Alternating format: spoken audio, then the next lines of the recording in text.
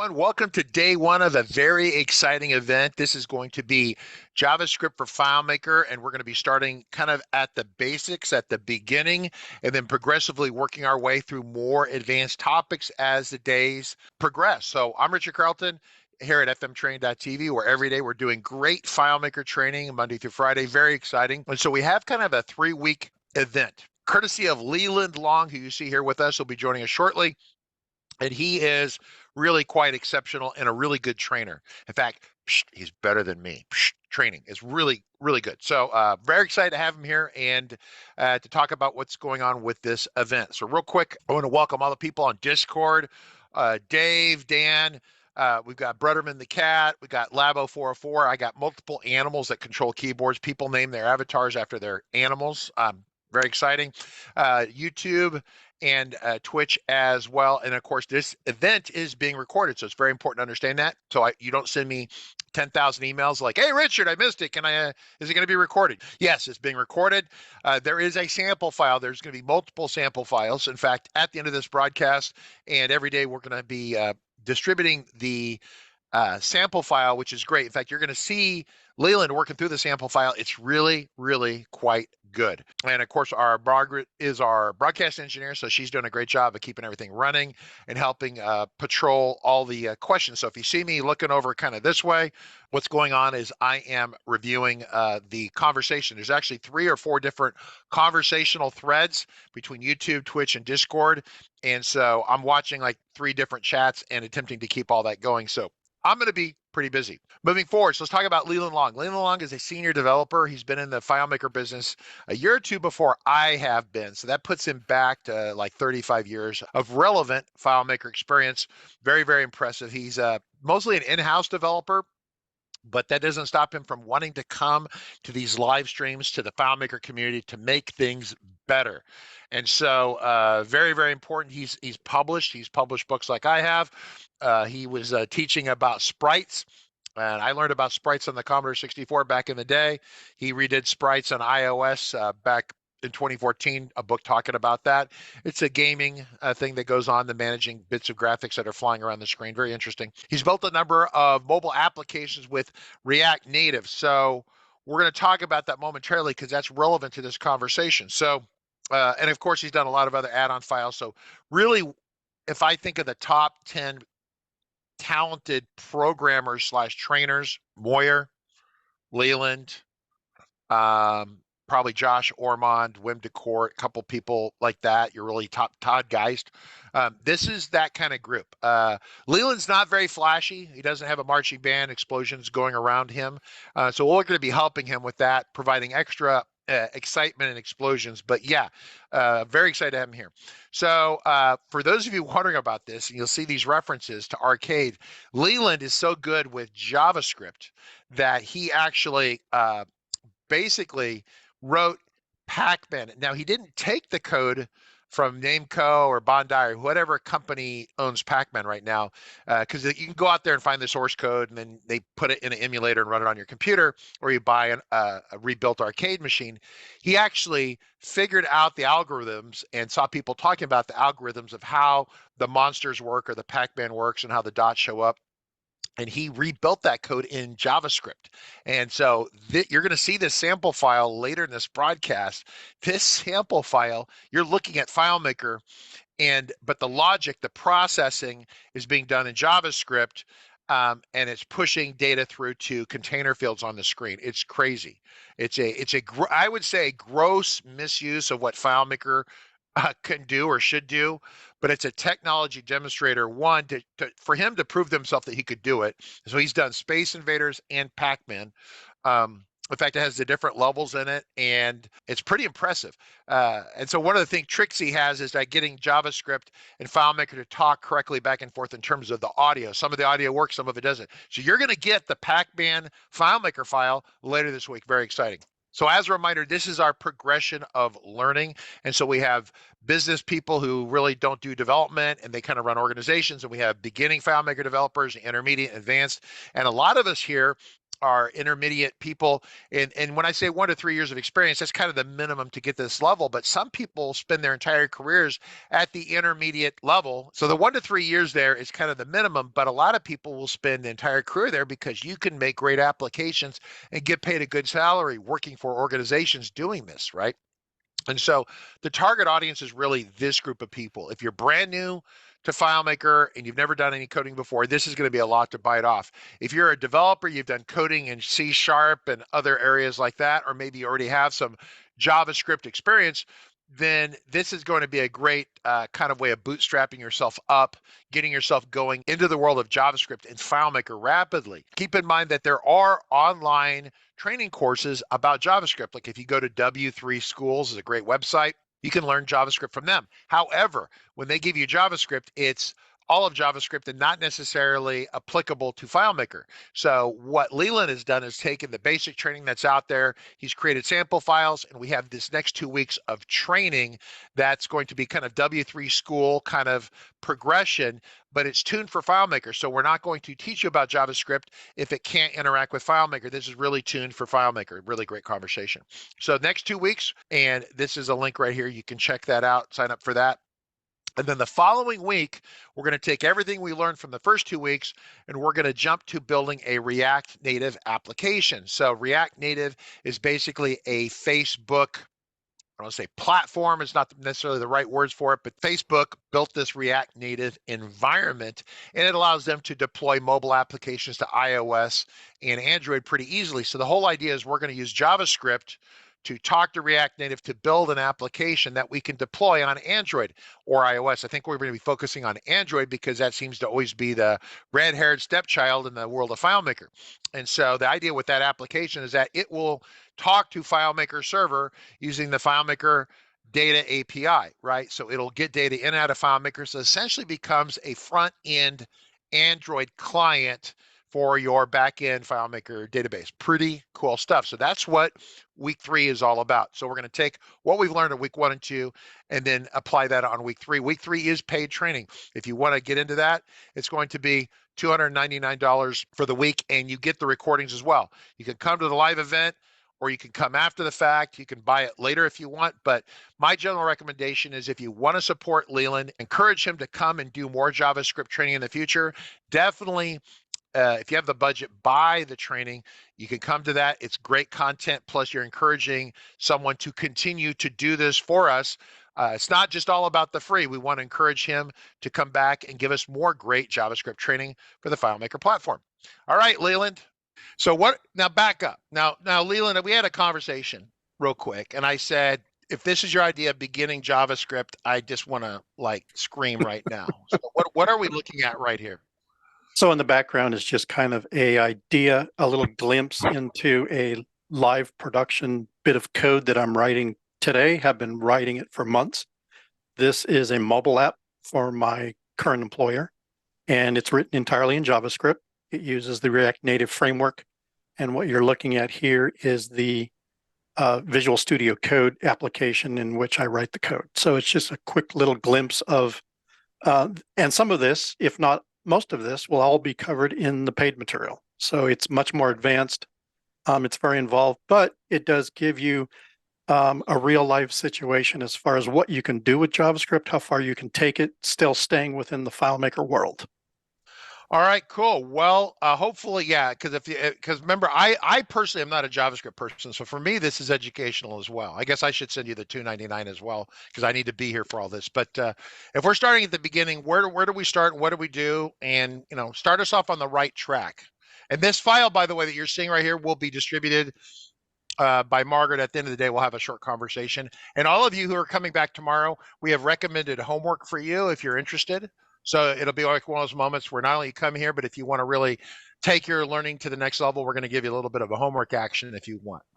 So I kind of remember sitting at my desk years ago, I believe it was around 2007, when I think it was an email notification that came through. Something made me aware that FileMaker had just released 8.5. You remember those days? Yeah, in fact, initially Claris wasn't sure what people would do with the web viewer. They did things like, well, you could go to Federal Express and track your package, right? Stuff like Right, that. And they thought right, that right. was the biggest thing you could do, right? And then shortly thereafter, crazy things started to happen, right? Yep. So yeah, along with you and everybody else, I kind of saw this release 8.5 in the web viewer that they released as interesting intellectually, but I didn't know really, based upon what I'd been doing at the time, how I was going to use it. Over the years, found a few things where it became kind of interesting, and tried using it with some automation with like some vendors' websites to parse data and enter data, tried exploring that sort of thing, all staying within FileMaker. But the one thing that we know today when it comes to JavaScript is that without the web viewer, you're stuck. Everything FileMaker with regard to JavaScript all happens within the web viewer. And so I wanted to spend the first little bit of JavaScript 101 as hopefully a refresher for most of our audience, just explaining 7 different ways to do the traditional hello world using nothing but a web viewer, starting from the basic and working our way up. So when you get this demo file, notice on the right-hand side, I have a list of instructions that some of you following might even attempt to do live yourself, sitting in front of a copy of FileMaker Pro, create a new file, give it a name, give it a location. And step 1 says to add a web viewer to a layout, call it web viewer. And in layout mode, what we're doing is we are looking at the web address for this web viewer, and we're simply typing in some handwritten HTML code, static code. Nothing's going to change. That's just going to be what's presented. And as you know, this is the FileMaker calculation dialog. And so you have to enclose all of your string or text inside double quotes, right? So you see that on the screen, double quotes on either end. And inside of that, we just have hand-typed HTML. Now, for those of you that have ever built a web page or dealt with HTML, it'll look familiar. Some of you might look at that and go, hey, it looks a lot like XML, because that's exactly what HTML was rendered in, written in, however you want to phrase it, framed in. So you have, for instance, the HTML tag, and then at the end you have the end tag, which has the little slash in it. And so you have basic HTML, you have a single header and a single body. The header controls some information that the user will not see, and some of it may be optional. And we have a title, which, as you know, on the web might actually render something for the user, but in FileMaker will be completely ignored. And really all we're really interested in on this screen is inside of our body, we have an H1 header tag with the words hello world inside of it. So if I click OK on that and go back to, this is where we're describing what we're putting inside the web viewer. We'll blow past that. So this is our layout. We have a single web viewer. We've entered in static HTML code. And when we go into browse mode, we get what we expect, which is the simple world, the words hello world inside of our browser. Simple stuff, right? If that is confusing to you at this point, be prepared, because this is the simplest portion we're going to have today. If you don't We're in deep understand trouble. that. Yeah. That's right. Yeah. But that also shows you the power of really what FileMaker made available to us. We can have virtually a portion of our layout that's designated as a web browser inside FileMaker. And just to be able to put in static HTML code and have it render right here in our little web viewer, that by itself is pretty amazing. And that's what made version 8.5 something worth noting, right? So from that, we just get a little bit more advanced. We'll go to the next section here. And if we go into layout mode and we go into that same define web viewer here, what I've done here is removed all of the static code, and now we just have a blank web address. So this is a web viewer with absolutely no content. So in browse mode, we see absolutely nothing, right? Expected behavior. And what we've done over here for step 2 is we go ahead and add a button. And if we take a look at what that button does, it runs a script. And I'm going to go in and take a look at that script now. So this is the script. It's just kind of a placeholder for the first step, because we don't actually trigger this script. But you'll notice down here on the left-hand side here, I've got every single layout tied to specific scripts, and I've got a numbering scheme going on to help you figure out which one goes to what layout. So the one we're interested in right now is 1.01.2. And if we look in this script, we have basically 3 lines that do something. So in all of my scripts, you'll notice at the top, I'll just kind of give this little brief overview of what you're staring at here, since not everybody sees it. I see this every day, so I take it for granted. Lines 1 through 16 is just comments. And I got this idea from Matt Petrowski over on FileMakerStandards.org. And I liked his idea, how he used it, and I've implemented it ever since in my job site and in personal work. And it shows basically the purpose and the parameters and the notes and the date history as far as what's happened with this script. And in multi-developer situations, a running history with their name helps illuminate what's been changed over the years. So that's used quite a bit in my job site.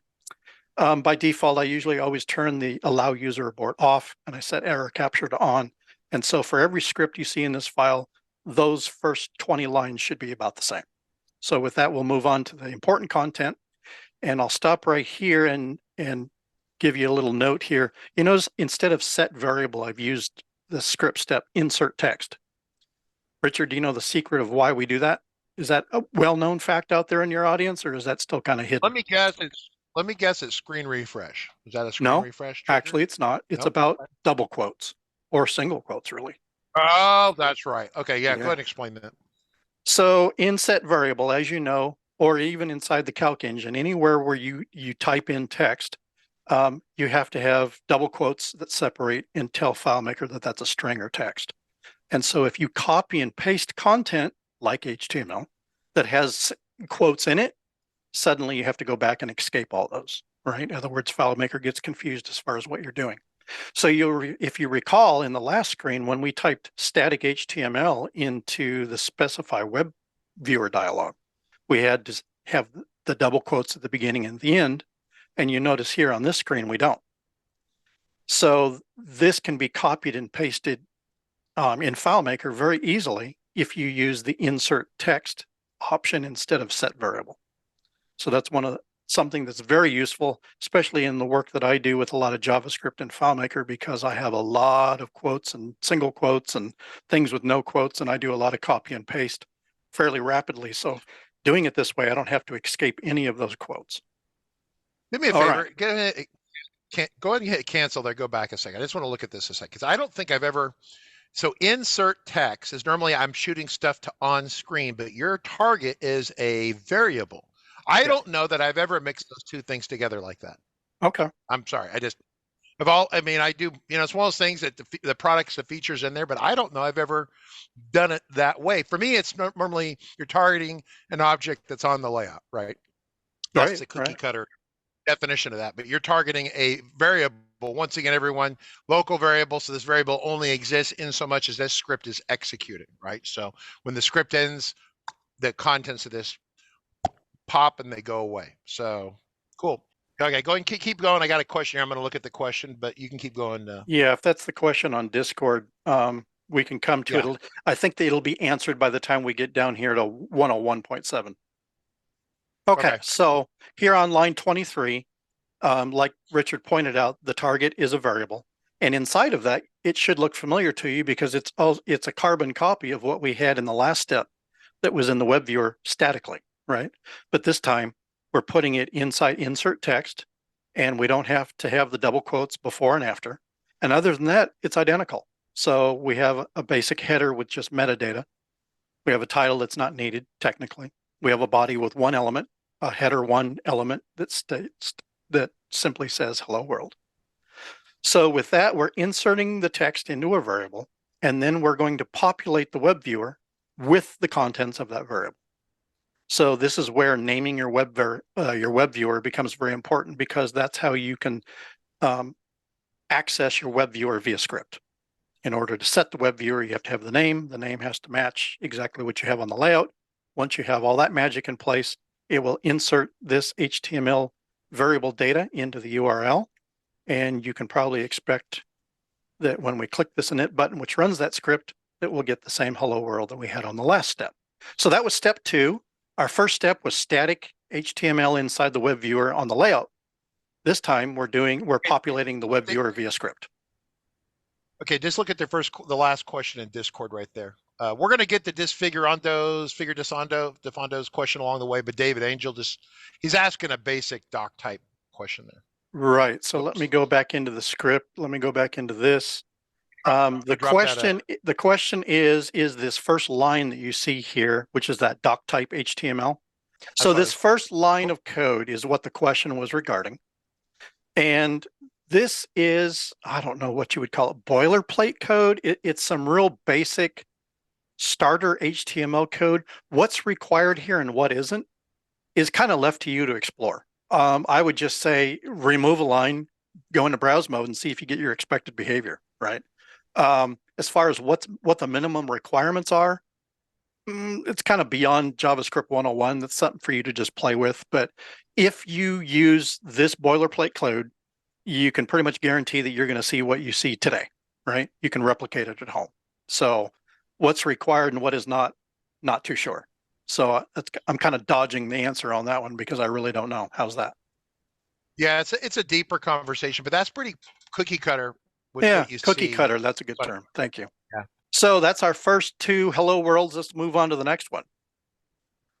This one, again, is a web viewer with no content. If we go into layout mode, go into web viewer setup, you'll see that the web address is still blank. We have a new button that says the same thing in it, and it points to a new script, 101.3. So we will go look at that script, which is the next one here. And it looks identical to the last one, right? We have insert text. We set that variable into the web viewer and we exit. What has changed, however, is we've added a little bit more content to our HTML. Those of you that are quickly seeing it, let me highlight it here. What we are adding is called CSS. That is an acronym for Cascading Style Sheets. It is a little bit more advanced work that you do in the HTML world. But what it allows you to do is to create styles. And in the FileMaker world, it would be synonymous with themes and being able to change attributes on a layout, such as the color of things, whether things are bold, what the font style is, and all of that.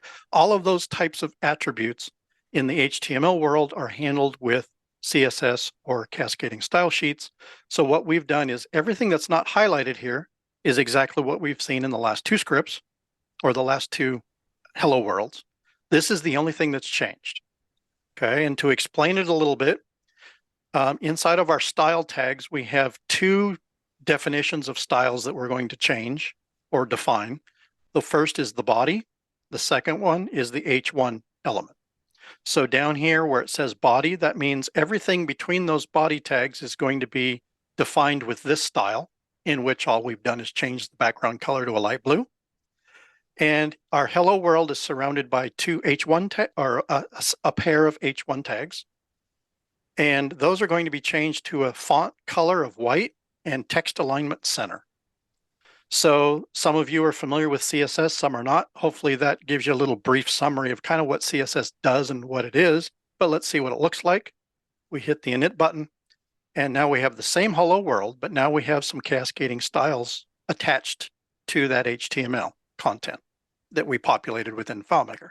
So as you can see, this is an example that FileMaker is capable of inserting HTML into a web viewer along with CSS to be able to adjust visually exactly what you want to see and how you want to see it inside the web viewer, and it doesn't mess with anything on the FileMaker layout. Totally makes sense? So far, so good. You're good. Okay. Keep going. Keeping it simple. No, this is really excellent, by the way, for basic beginning people. I know that Ruben and some people over there are wanting to chew on tinfoil because they're kind of advanced, but you guys are just going to have to suck it up and bear it, right, for now, until we get to a level where you're more interested. Because for brand new people, this is great. And we're on step number 3 out of 7. Hopefully by the time we get to number 7, you'll kind of see why I even brought in something so simple, right? So hopefully it'd be kind of self-explanatory as we go along. Moving on to hello world number 4. This one is where we introduce JavaScript for the first time. So if we go into layout mode and we take a look at our web viewer, you'll notice that nothing's changed. It's still blank. We have a single button that still is tied to a new script. That is 1014. Now we will go look at that script, and that is right here. And everything looks the same. We still have an insert text. We still have a web viewer. We still have an exit script. Nothing looks different until we go in and take a look at our actual HTML code that we are entering. And what I will do is the same thing I did last time, which is everything that is not highlighted is the same from before. So we still have our header, our style sheets, our style sheet, styles. Not sure exactly how you want to phrase that, but we'll go with that. And inside of our body, right below our H1 tag of hello world, we have our first JavaScript, 2 lines of JavaScript. And you'll notice that there is actually one other slight change, and it's right here. So let me highlight it, and we'll explain this a little bit. So in the HTML world, or DOM, accessing the DOM, which is the document object model, it's a way of programmatically addressing pieces that you have on your web page. So for instance, we have an H1 block here with the words hello world in it. We have a body section. We have a header section. Well, can you address those in code? The answer is yes. And the way you address those in codes is you give them an ID. So what I've done here is our H1 header now has an ID, and the ID is whatever's inside the quotes. Good thing we don't have to escape them, right? We would have to do that if we had put this inside of a set variable step. But because we didn't do that, we can see our single quotes nice, plain, and easy without escaping them. And we've named this ID HW_H1, kind of cryptic. And what is it that we're doing with that? Well, our JavaScript is going to access that and do something with it.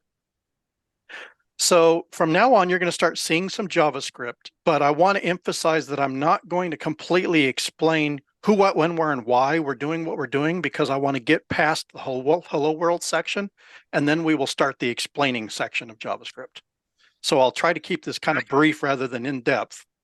So if you— That's fine. Can I ask a question? Go ahead. Can I ask a question? So everyone notices that you start something here, and then there's like a closing part of it, right? You see that piece like that. Then we have this piece here, and then of course the HTML goes way up here. I have a question.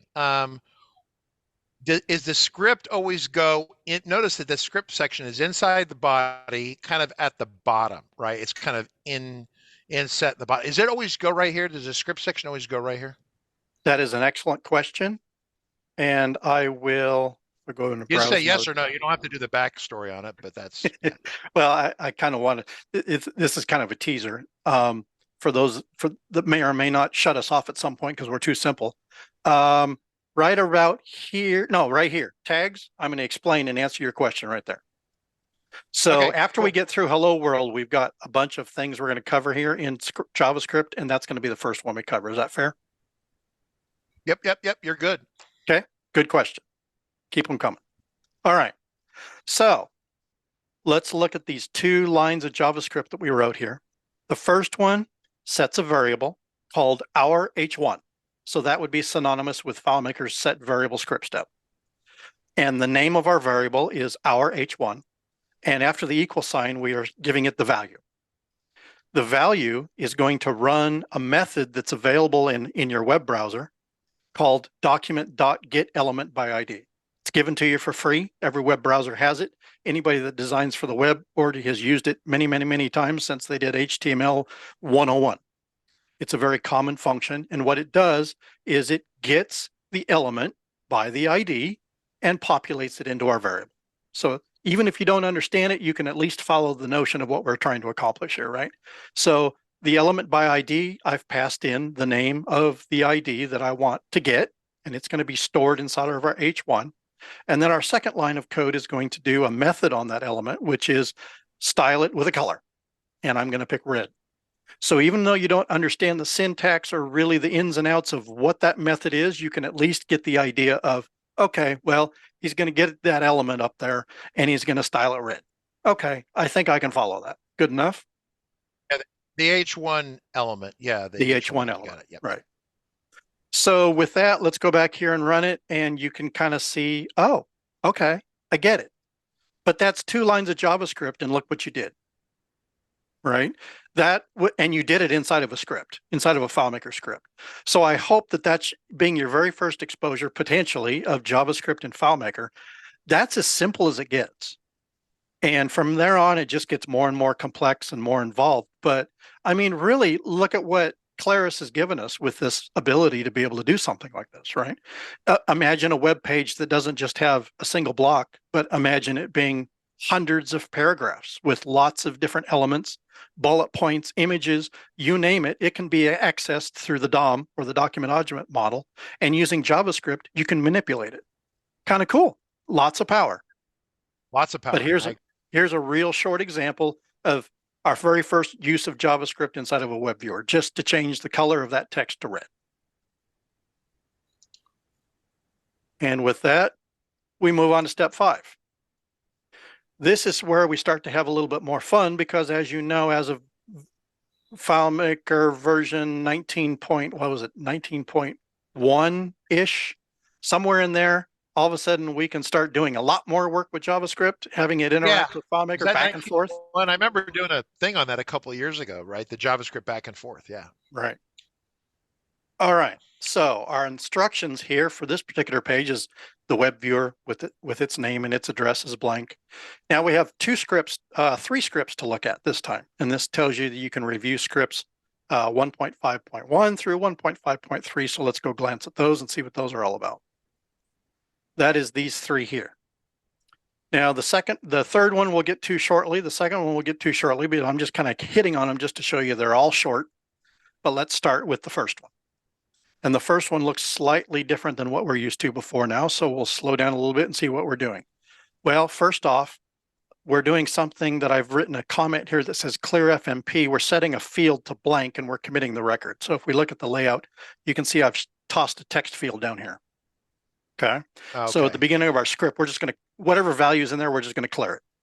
Simple stuff. Yeah, everyone here should know how to do that from all the training they've had. So, yep, no problem there. And then everything after that is the same as what we've seen before. Insert some text, set the web viewer to that text, and exit the script. So what have we done here? Okay, we've done a few things.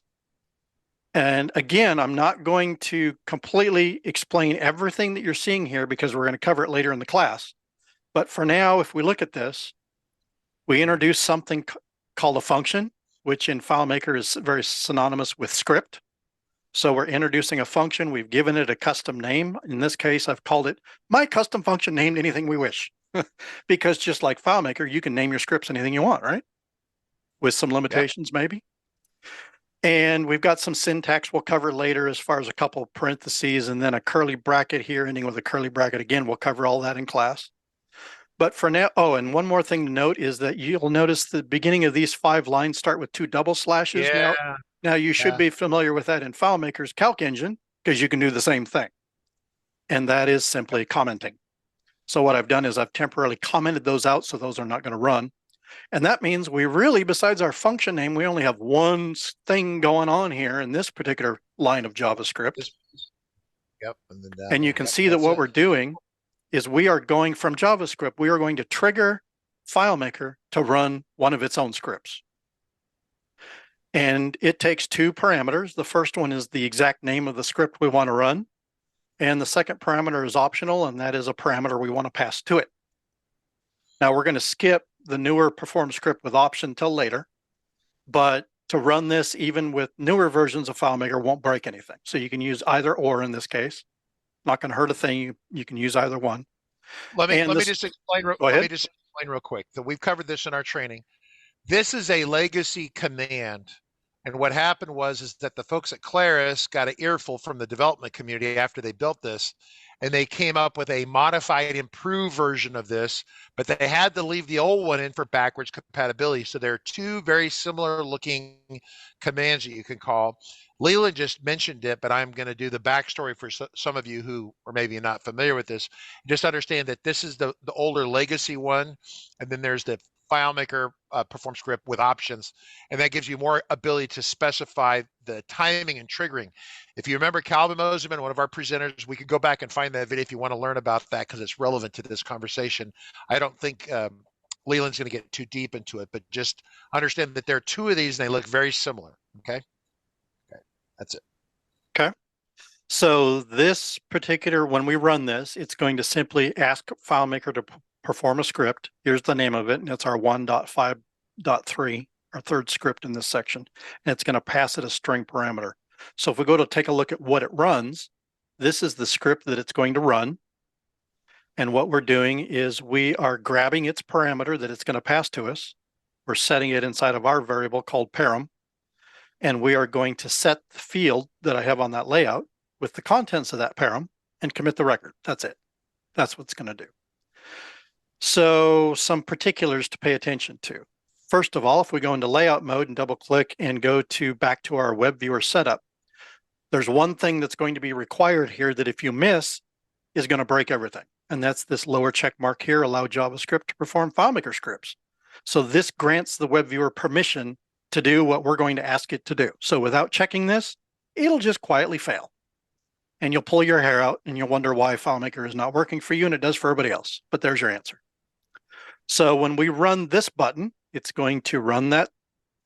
It's going to populate that entire HTML portion inside of our web viewer, and then it's going to do nothing. So if we go into browse mode and do that, you'll see what I mean. We click this, it does nothing. But what's interesting is that if you actually look at this behind the hood, which will show you probably tomorrow how to access this, but if we take a look at this web viewer and its contents that are hidden underneath the hood, look what's sitting inside of it. Our function. We just haven't called it yet, but we've added all of this code into our web viewer, but our body is not showing anything. Okay, so that's our first button, and that's the script that it's running. Now this other button, step 4, is going to run this second script. Now we need to go look at that. So we click a button on FileMaker's layout, and it's going to run this script, and this script says, hey, perform a function inside of our web viewer. And we just have to pass it the name of the function that we want to pass. This will trigger that function to run. And what I've done here is some simple error handling, just in case that attempt at performing the JavaScript in a web viewer generates an error, that FileMaker can trap it and show us a custom dialog with what that is. And let me show you that error trapping. If I go into layout mode and then back, this web viewer should be empty. Now, if I just go ahead and click run, there's the error. We have an error code 5, which means it tried to run a function that doesn't even exist because this web viewer is blank. So now that I've kind of dodged all the way around exactly what this thing does, let's do it. We hit the init button, which populates our web viewer with our custom function. This will trigger that custom function, and voila, we get back a value back through JavaScript into our FileMaker script, which we grabbed as a parameter and passed right into this field. So that right there, if you're not familiar with JavaScript and FileMaker, should blow your mind. Because what we just did is we did something in a web viewer that didn't result in anything being seen in return. We just used the web viewer to run some JavaScript, and the JavaScript did something very custom, which was to toss us back an invisible parameter that we grabbed and did something with in FileMaker with the script. And what we did with it in this case was populate the contents of this field with that parameter. That's pretty powerful stuff. Okay, so we have 2 questions. We're going to pick these up right now. So Figure Disfondo says, do you use a global field for the example, or is there a reason that he wants to know whether we could use a global field, or is there a reason we're using a variable? Does it matter here? Well, to address the global field first off, I only have a single record here. So whether it's a text field or a global field doesn't really matter. Now, as far as what we do with our parameters and as far as what we do with variables versus global variables, all of that is totally up to you as the developer. FileMaker usually allows you to do the same exact thing 5 or 10 different ways, right? So it's up to you to determine through experience and knowledge which one might be the best for whatever reason, whether it's performance or whether or not it really doesn't matter. So in this case, everything I'm showing you is probably the answer to your question is probably because it was just the simplest way to do it. And you're right. We could probably do it 3 or 4 or 5 different ways and get the exact same result. Okay, so Stu asked the question. Stu is our former Navy guy. Does the web viewer have to be on the visible portion of the layout, or can it be hiding off the right side of the layout? That's a good question, and I don't think I've ever tested that before. I've always usually made it really small, white, sitting around in some white space somewhere.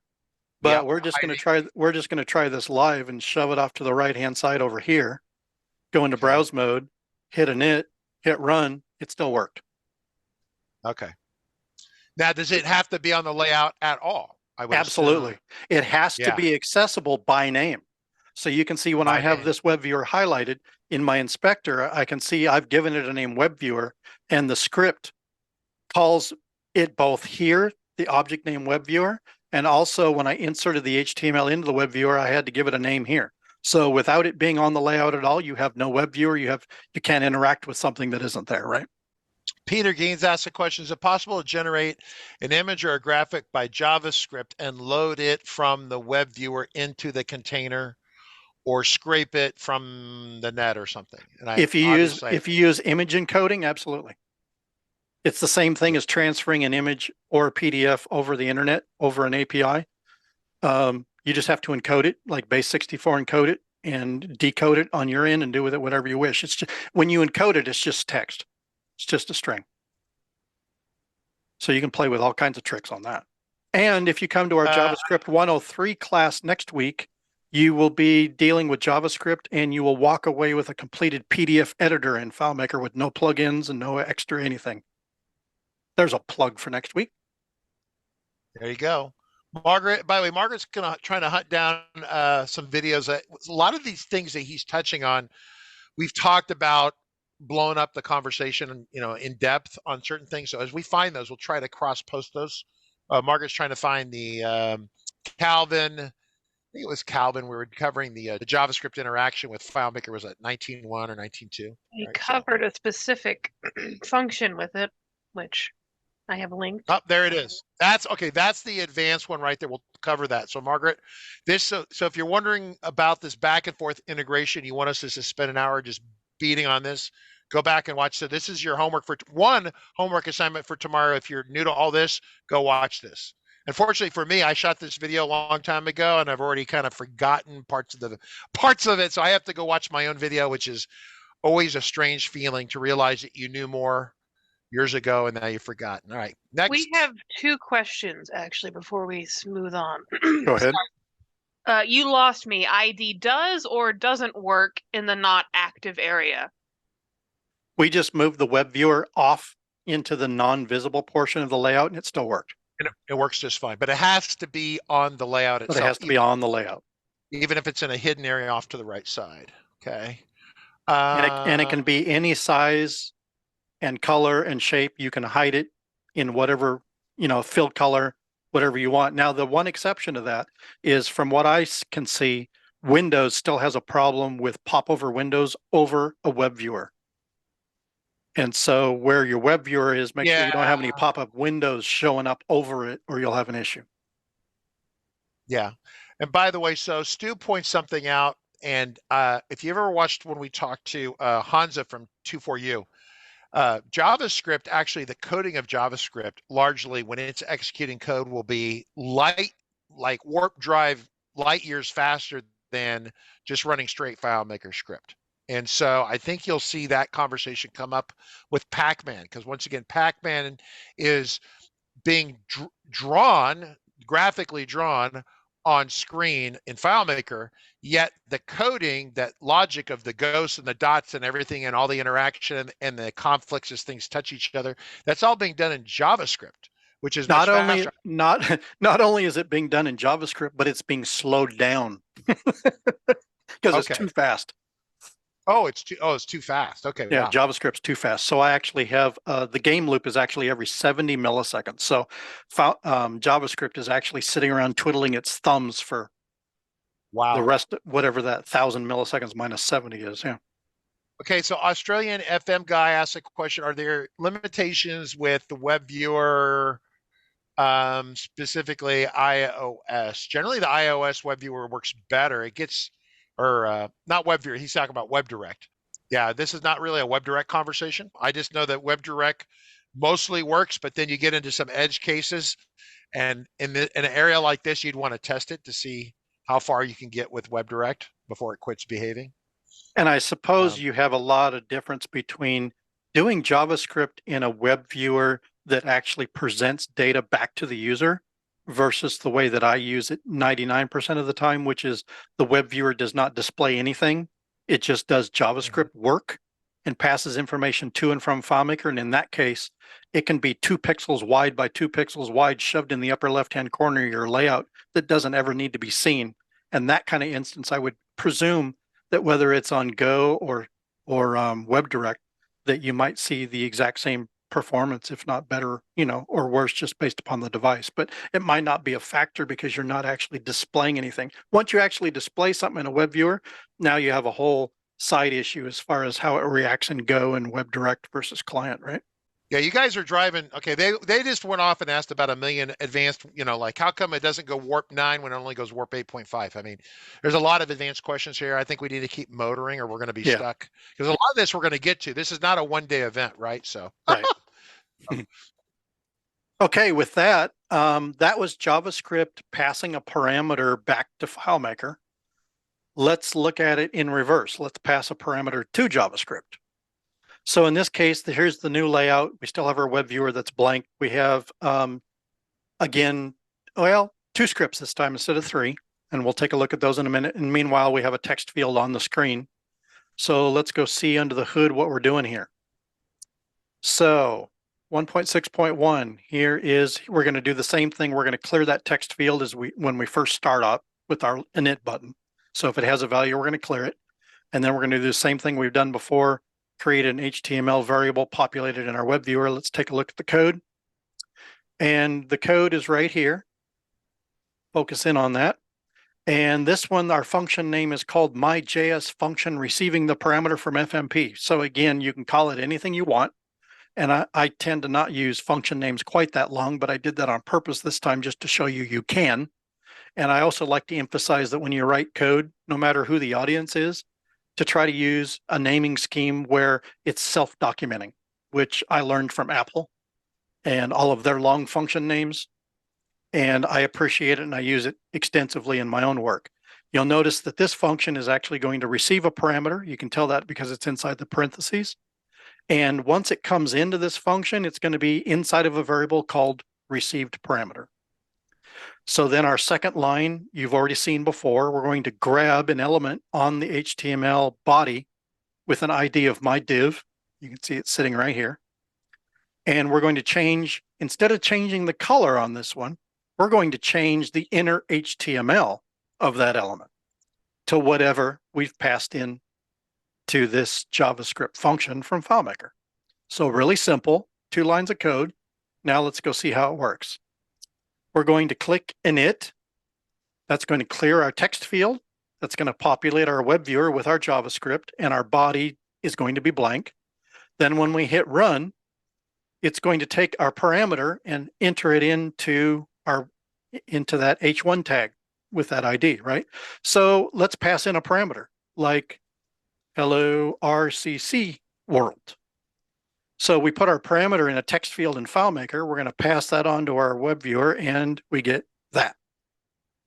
So this is not JavaScript passing a parameter back to FileMaker, but this is FileMaker passing a parameter over to JavaScript, which in turn is manipulating the DOM or an object within our web viewer to display what it is that we passed in.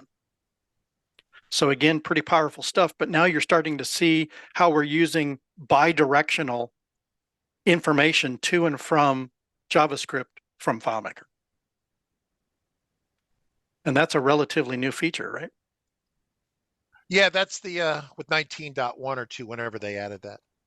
We have when we get to the end, I'm going to bring that video back up and make sure we reference it. We spent like an hour banging away on all the options of that back and forth, which obviously you live in that, but it's a really good kind of basic 101 interaction with JavaScript with FileMaker. So, okay. All right. Next. So with that, we are 6/7 the way through our Hello World. This last one is kind of a fun one.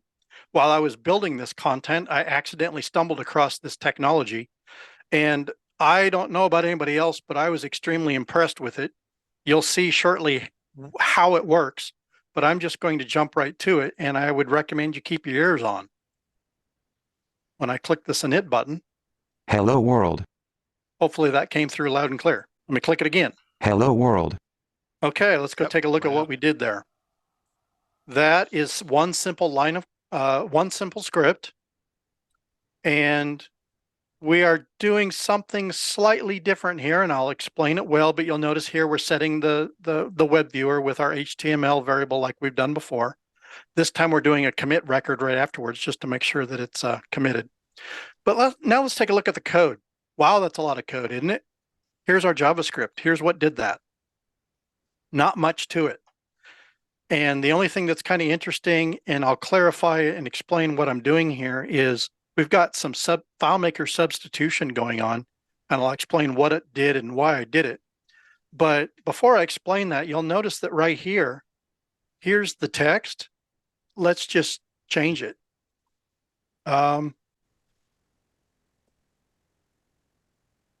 So this is, again, a text that's defined within FileMaker.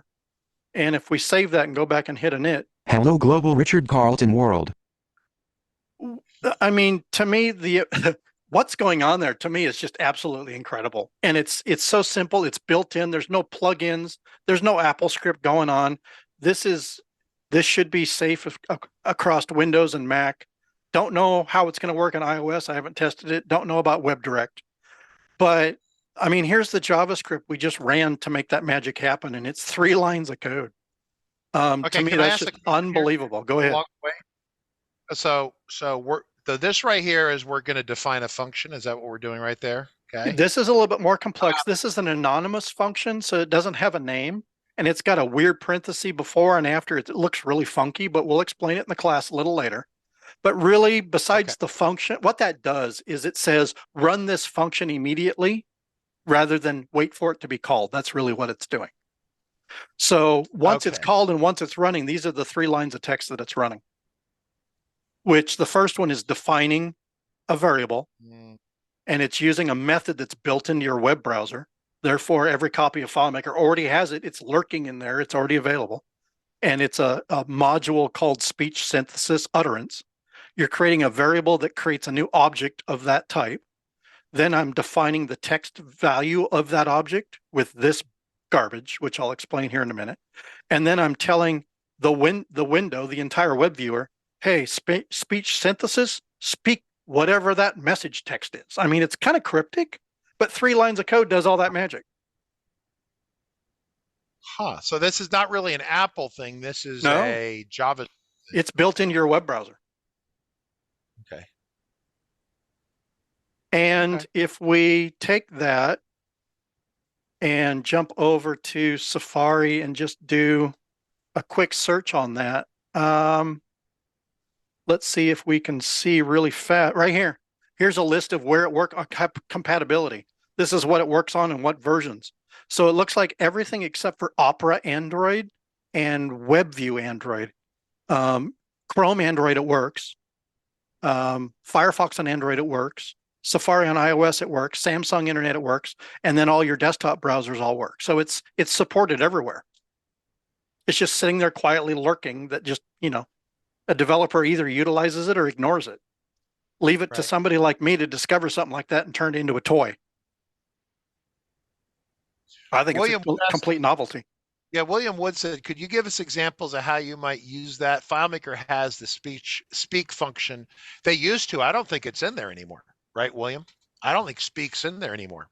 So I will cheat and jump forward some class material down here to my sample data database. Mitsuo Tollner of Chicago, Illinois. As I change records. Sage Weezer of Sioux Falls, South Dakota. I just decided, hey, it'd be kind of novel just on this sample data, just to speak a custom phrase based upon the contents Abel of that MacLeod record. of Middle Island, New York. Can I ask a really dumb question? Is the voice and the cadence and stuff customizable? I'm assuming so. I'm assuming so because it's the It's talking standard. really fast like frogs. So it's talking like really fast. Yeah, I'm assuming you can configure that. I haven't gone out there to take a look at what configuration would look like, but I'm sure it's there. Okay. One more thing I did not explain yet, and I want to, which is this whole, what that cryptic thing was right here. So as you know, this insert text is going to insert this entire static blob into our web viewer. But I wanted this particular, I potentially maybe could have tried to pass in a parameter, but you run into timing because this script is going to run as soon as it's loaded in the browser. So I would have to be kind of, I would have to be kind of careful as far as how I try to pass in the parameters. So what I did instead is I cheated, and I made it so that this static text gets replaced before I actually insert this blob into the web viewer. And it happens in the next step right here. I take that same variable and I return the same variable, but I substitute that blob with my variable text. So by the time it's set in the web viewer, that HTML code already has this variable in it as static text. So that's a nice trick to play occasionally, especially when you have timing issues as far as chicken before the egg, egg before the chicken. Oh man, I want to get this in there, but it's loading too fast type thing. We run into that in FileMaker. Nick's talked about that quite a few times. Timing with Windows being displayed and something not quite ready yet, giving it an extra of a second or something is. Yes. Yeah. Because if you have like in PacMan, I have 2,500 lines of code, custom JavaScript code, plus a whole bunch of encoded sounds that are, several K in size. The intro music for PacMan probably is even over 1 meg. And then I have the jQuery library, which is large. All of that has to get loaded in the browser before it even starts. That actually takes time because that's several megabytes worth of data that has to be loaded. So yeah, you end up having to kind of delay. If you delay things like by about 1 second, you've actually delayed it longer than what it needs. Usually you can kind of test it, and it's usually around the half a second, 500 milliseconds, maybe even 100 milliseconds delay that you need to put in there in order for things to break or to work and not break. Yeah. We do have a question from Twitch. Figure Desfondo says, is the use of the record commit equivalent to an quote update object instruction? But he says, sorry, I'm used to Italian commands. I'm not sure if the English is correct. So I'm trying to remember why I put the commit record in there. I probably the reason we put it in normally is it doesn't, something's not triggering or updating, and that frequently will force an update. So yeah. Right.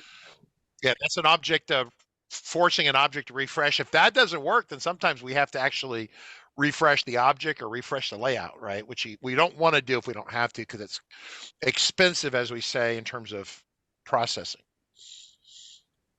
All right. So Richard, I'll ask you. Go ahead. You want to do tags? That was my next question. We're at the top of the hour. So if we covered this top 3, we would be kind of at where we predicted we might be. Or we can just, we've had good questions up until now. We're at the top of the hour. We could just start fresh tomorrow with tags. It's kind of your call. I'm good either way. Well, do we have, because I projected us we'd run into Friday. So this is everything for this week? Yes. Oh yeah, let's just pick it up tomorrow, then we'll do that. Okay. They want to be teased though. They want you to tease them. So do a quick, we have to do homework assignments and stuff too, right? So yes. Yeah, let's start with the homework assignment, because that's part here of 2.4. And I'll let you guys let me know how you want to handle this as far as Marge was going to make the links available. Margaret, you there? Margaret to the bridge, cross-post those 3 links. While she's there, let me kind of explain things a little bit to our audience. This web viewer, as you know, being that I'm using a Mac, is actually using Safari under the hood, right? And web browsers like Safari and Chrome and Firefox, let me back up even further. When you first launch a copy of FileMaker Pro, you have to go into preferences and turn on the advanced tools in order to see the tools menu nowadays, now that you don't have developer copies or advanced copies. Everybody's familiar with that, right? When you first open FileMaker, you don't have any access to the major developer tools. Same thing with browsers. Same thing with Chrome, same thing with Safari. If you go into those and you go into the preferences, you can bring up the developer menu, which is not available to casual users unless they specifically go to preferences and turn it on. Well, one of the things that developers love to use on a web browser is what's called a web inspector. And because it's available in Safari, it's actually available in FileMaker. And in the Windows world, I believe current versions are using Edge. Edge makes it available to FileMaker, but FileMaker has it turned off by default. You can't just access it with preferences or anything else. It'd be nice if they would add that to the preferences. So if somebody from Claris is listening, poke, that would be something really nice. for developers to add to the preferences menu right below the turn on FileMaker Advanced Tools. So once you we're going to show you the steps that it takes in order to turn that on from default off to default on. And once you do that, when you right click on a web viewer, if it has Hello content, Global Richard Carlton World. after it has content and you right click, you have inspect element option, which is that web viewer, web inspector. And that allows you to do things like debugging. It allows you to see the console.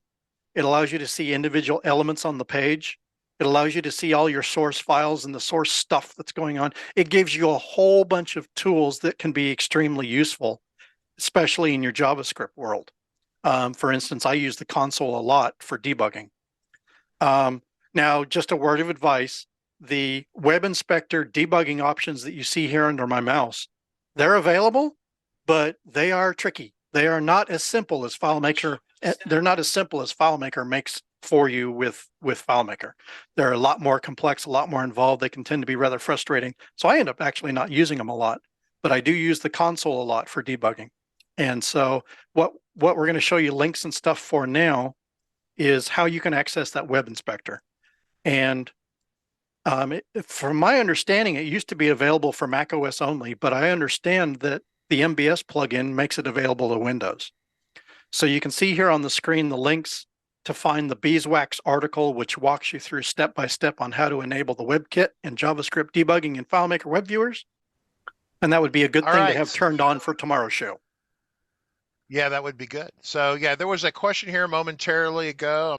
Code to Go on Twitch says, if you want to try something other than Leland instructions, you can go to w3schools.com. So if you want to go to W3 Schools and learn some coding, this is obviously not the only place that you can learn Java, but Leland is beyond competent and pretty sharp. So here you go. You Let me address that last comment.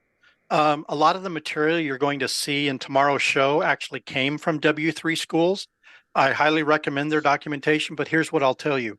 What I've done is I've taken things that I feel that are important for FileMaker developers in learning JavaScript 101, and I've taken this huge long list of W3 Schools information on JavaScript, and I've condensed it down to what I believe are the first most common dozen that you need to learn in order to feel comfortable in using JavaScript in FileMaker. And that'll make it so that everything else here available in W3 Schools can be used as reference material because it's excellent, including examples. But I tell you what, you don't want to start at W3 Schools, work your way through for months, and then come to find out there's a lot of material that doesn't even apply to you as a FileMaker developer trying to use JavaScript. So, but highly recommend that site for sure. So you're saying that you like W3, but this is a improved subset of instruction. It's a subset specifically for FileMaker developers. Yes. Is Discord running on here? Yeah, it's kind of funny stuff. So this was, I thought, the best one of the day. Looking at a lot of this JavaScript is notice I said JavaScript. This is literally what we feel like. It logically makes sense because our instructor has spent a lot of time organizing this for us. Once again, as a reminder, if you want to go to the FM training webpage, go to the JavaScript training over here, and you can decide that if you want to support the channel, support him with the purchase for week 3. That would be great. Cool. So I think that's about it for today. Anything else that we've got going on, Mr. Long? Well, maybe some teasers as far as those that haven't gone to the web page to know. The rest of this week is going to continue focusing on JavaScript 101, which again, I've tried to tailor out of all the abundant sources of JavaScript training out there. I'm trying to focus this on beginner FileMaker developers. Like Richard pointed at the beginning, if you've got 1 to 3 years of FileMaker experience, this should be a natural fit for you. I'm going to do a lot of comparisons as far as what you do in FileMaker and how it looks and relates in the JavaScript world. As you've seen already, I've tried to present some 2, 3, 4 lines of code of JavaScript to do something that looks rather impressive, or at least does something. And we're going to learn some of the syntax and stuff tomorrow. The week following that, JavaScript 102 is actually going to introduce a common JavaScript library called jQuery. And I'm going to show you how to use it inside of FileMaker to do some pretty amazing stuff, because today you've seen me create my own HTML information inside of a web viewer. Well, that's all well and good, but what if you're using like a third party, somebody else's, a vendor, maybe their website inside of FileMaker? Using jQuery, you can do some amazing manipulation of their web page within FileMaker to customize it and do things that only you can see within their web page. So it's great, for instance, if you do vendor work, like if you have to do, especially if you have to do data entry in FileMaker and another vendor's website all at the same time. Can show you some tricks and tips and stuff to play around in that. And you'll accidentally be using and learning JavaScript along with it. Then following that, we're going to have JavaScript 103, which is I'm going to show you from scratch how to build your own PDF editor. And the final result is I've already built an entire PDF editor for you with all the buttons and all the functionality and all the JavaScript all tied together that you can use immediately. But within the same file, I show you step by step how I accomplish that from scratch. And so you're going to learn a little bit more advanced JavaScript in there, but you're going to be using it to do your own PDF editing with no plugins, no extra anything, just pure FileMaker and JavaScript. Awesome. Ruben says, is the third week or, okay, so those of you wondering about this, so the next 2 weeks of the broadcast will be here at the live stream at our 1 o'clock hour. Week 3 will be a little bit earlier. It'll be a private invite for those of you who paid for that. It'll be a Zoom conversation that'll be held externally to that. It'll also be recorded, so if you want to buy it down the road later on, that's fine. But that's it for today. We have anything else? Margaret, are we good? I think we're good. So. Yeah, well, cool. All right. Well, Mr. Leland, I'm going to cut us loose if that's it for today. Excellent. Thank you all.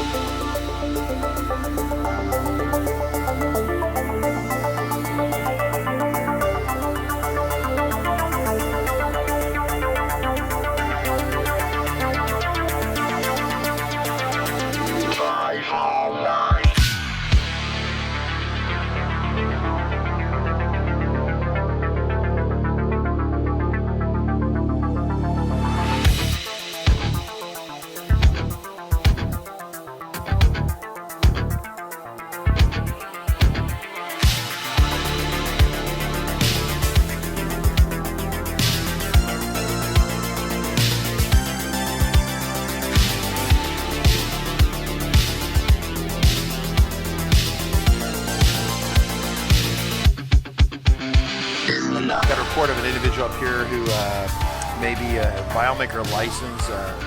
Well, it's potentially expired. Look at the back of that car right there. Looks like the FileMaker license has expired. Sir, I need you to step out of the vehicle. Sir, step out of the vehicle. Sir!